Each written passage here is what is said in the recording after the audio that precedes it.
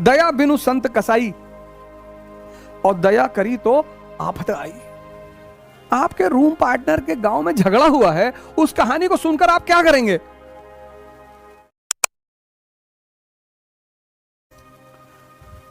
अब बड़े सारे लोग द्वंद में पड़ जाते हैं, मैं उस पर चर्चा करूंगा द्वंद में पड़ते क्यों हैं और कृष्ण सबसे विशेष क्यों है।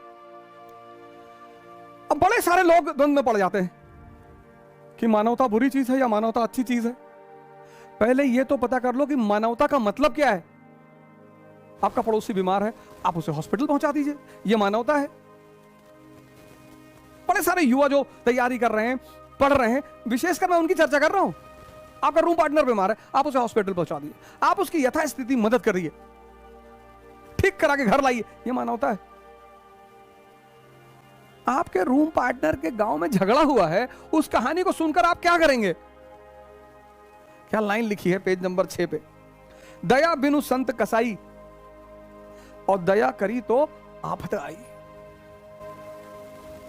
ये सूत्र है, मैंने कहा ना, वो चरवाहा से भगवान बनने तक का सूत्र सरलतम किताबों में से एक है। मानवता करिए, बेवकूफी मत करिए। आपके रूम पार्टनर के चाचा और पापा में झगड़ा हो गया है और वो आपको पूरी कहानी सुना रहा है और आप बैठ के सुन रहे हैं कि वो दुखी है बेचारा। ये सूत्र है, दया बिनु संत कसाई, और दया करे तो आफत आई। ऐसे 224 पेज नंबर। अब सबको इस संसार को भोगना है, मजा लेना है, आनंद लेना है। Page number 224। शस्त्रों में मैं व्रज हूं, गायों में कामधेनु। कामधेनु कोई ऐसी गाय नहीं है जो दूध के स्थान पर मनचाहा व्यंजन परोसती हो। ऋषियों में वशिष्ठ के पास कामधेनु थी। वस्तुतः गो इंद्रियों को कहते हैं। रुकिए, पूर्ण विराम इसीलिए लगाया जाता है। गो, वस्तुतः गो इंद्रियों को कहते हैं। इंद्रियों का संयत होना इष्ट को वश में रखने वाले में पाया जाता है। कितनी बड़ी लाइन है, इंद्रियों का संयत होना। ये भी खा ले, वो भी खा ले, यहां घूम ले, ये कपड़ा पहन ले, वो करो पहन ले। इंद्रियों को संयत होना इष्ट को वश में रखने वाले में पाया जाता है। जिसकी इंद्रियां ईश्वर के अनुरूप स्थिर हो जाती हैं, उसके लिए उसी की इंद्रियां कामधेनु बन जाती हैं। फिर तो जो इच्छा करी हो मन माही, हरि प्रसाद कुछ दुर्लभ नाही। फॉर्मूला, इंद्रियां संयमित कैसे होंगी, उसका क्या तरीका है? हर व्यक्ति द्वंद में, क्यों?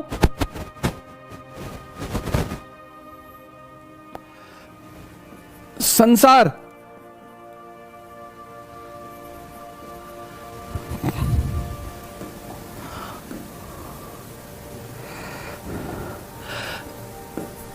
संन्यास,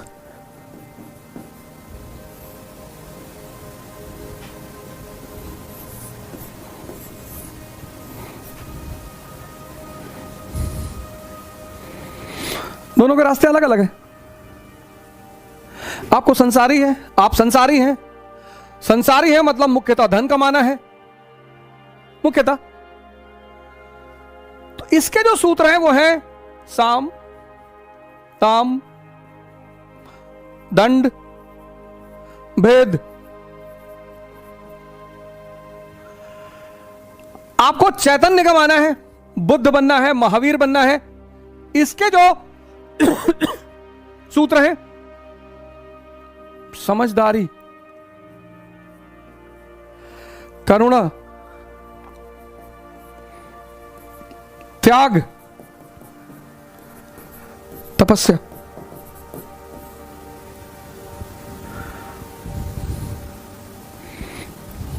अब जानते हैं मानव द्वंद में क्यों है? यह पढ़ाया नहीं जाता,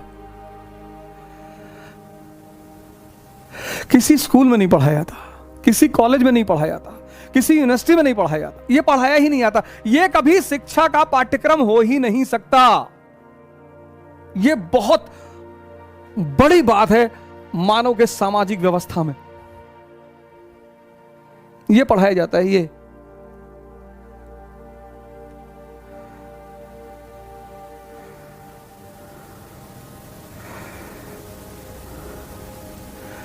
ये पढ़ाया जाता है। शिक्षा के सारे पाठ्यक्रम का ये केंद्र है ये।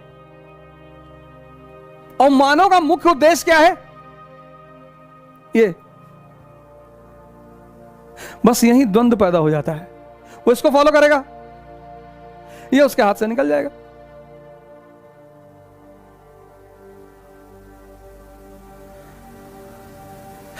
ये मानव समाज का सबसे बड़ा पहलू है। ये किसी भी पाठ्यक्रम में, स्कूल के पाठ्यक्रम में, कॉलेज के पाठ्यक्रम में, यूनिवर्सिटी के पाठ्यक्रम में है ही नहीं, है ही नहीं।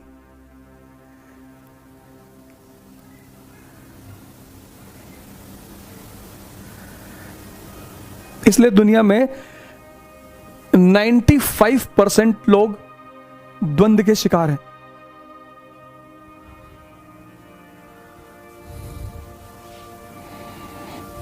चाहते कुछ और हैं, करते कुछ और हैं। इस द्वंद्व से खत्म होने का जो सूत्र है वो है ध्यान।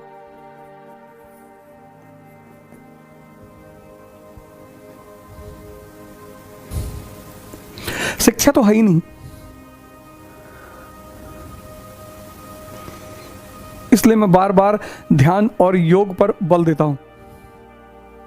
और कृष्ण सबसे महानतम व्यक्तित्व इसलिए, कृष्ण सबसे विशेष व्यक्ति इसलिए क्योंकि वो दोनों को बैलेंस करना जानते हैं। यह असंभव है, यह असंभव है।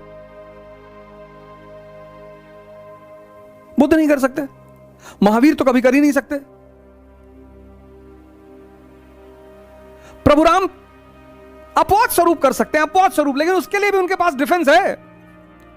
बाली को छुप के मारा, लेकिन उसके पीछे भी उनके पास डिफेंस है। मर्यादा पुरुषोत्तम।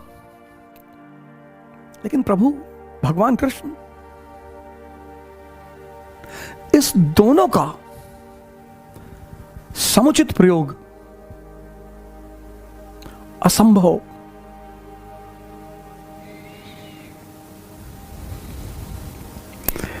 एक तो छोड़ना ही पड़ेगा। आपको चैतन्य पाना है, आपको यह छोड़ना पड़ेगा। आपको संसार पाना है, आपको यह छोड़ना पड़ेगा। एक तो छोड़ना पड़ेगा। भगवान कृष्ण, भगवान भगवत्ता को उपलब्ध व्यक्ति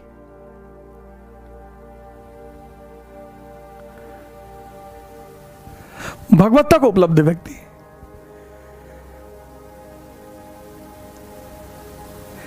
ये काम दुनिया में कोई नहीं कर पाया। संभव ही नहीं हुआ किसी के लिए, पॉसिबल ही नहीं हुआ। पूरे मानव के इतिहास में सिर्फ एक व्यक्ति है जिसने इसका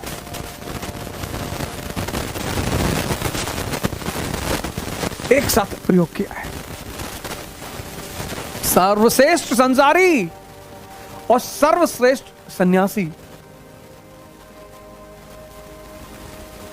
सर्वश्रेष्ठ संसारी और सर्वश्रेष्ठ सन्यासी।